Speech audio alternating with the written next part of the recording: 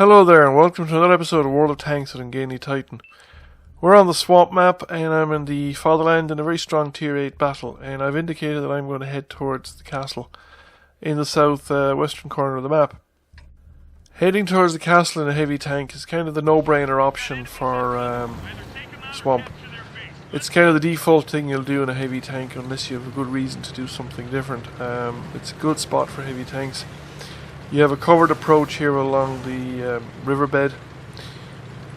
So even if a medium tank makes it into the central locations there, either by the ruins or straight down through the swamp into the middle of the map, you're going to have a certain amount of cover from any flanking fire.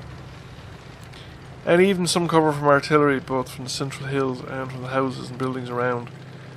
So I'm going to come on this way. The area around the castle itself was pretty good for heavy tank fighting, in the sense that there are plenty of opportunities for hold down action. Buildings and walls you can side scrape off of, and if you push, you can push into areas relatively quickly, get out of fire from the centre of the map. So there are plenty of opportunities to go hold down in locations against enemy tanks where you are fairly well protected from non-artillery fire from the centre of the map. So yeah, overall it's kind of like the default thing to do with heavy tanks. Now sometimes there might be reasons not to do it. Looking at the minimap, it's pretty obvious that our team are in a very defensive-minded orientation. There's a huge number of tanks in that ridgeline there in the centre of the map. Now, it's not a great location for that number of tanks.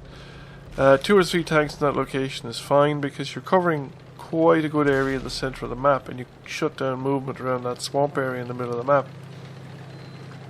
But a considerable amount of the flanks are essentially invisible. Tanks over there have no influence on what's going to go on here in front of us. So first target's the M6A2E1, the mutant, and we got a nice shot into him. He's got very strong frontal armour. We think if we slip that one into the side armour. Now I've decided to push out, and a shot came in there from the middle of the map. But once I get down to the bottom here, I'm down low enough that I'm pretty much safe from tanks in the middle of the map. Now the mutant has gone and turned his turret sideways to me, so we finish him off. But I take a very solid hit from artillery. Given the number of tanks that we have in the middle of the map, and the fact that we're not heavily opposed right here, right now, it makes it very important that we just keep the momentum going on this flank, keep the push going. So there's an FCM-50T there in front of me. He's closely engaged with the T-95E2, and he's quite easy to damage because he's not got a lot of armour. That's a tank that relies on mobility and gun power to protect itself. Now we're in a more open area of the map, so I'm going to be vulnerable to fire from the centre of the map here. We get a nice hit into that Panther early, and I need to get as low into the low ground as possible to minimise my exposure from the centre of the map. I also need to kind of keep facing the guys in the centre of the map as much as I can. I seem to be out of range or around the corner from these tank destroyers, but I am taking fire from the middle of the map. There's another one ricocheting off the side of the turret. However, I don't have a good field of fire on these guys, so I'm going to peek the corner here. Don't have any line of sight on anybody, so I'm going to peek the corner here and just snap a shot off at the Jagdtiger, and that went through. I think it went through the lower front plate. I was quite fortunate there. Now the Panther has appeared, so I'm going to have to back off and deal with the Panther. I can't afford to let him shoot at me for free, so I'm going to start trading shots with him, trying to keep him from hitting the top of my turret, which should be the most vulnerable location, or my engine deck if he moved up a bit further. But he's taking fire as well. Bounced the last shot and he's turned his turret, so we finish him off.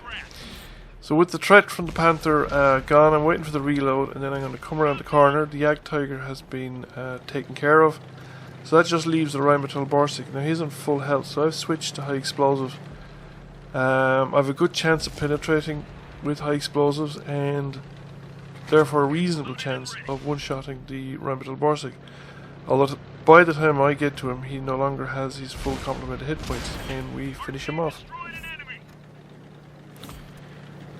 So I have a dead engine, or a dead driver, and I'll bring him back up because the artillery has been identified. Plus, we're quite away from the action now, so I need all the speed I can get, and this tank is very, very slow without a driver. So we've just turret shot there in the Type 59 or Type 58. Type 59, and I'm not going to penetrate the turret, so I'm going to keep pushing on. Get up there beside our mutant.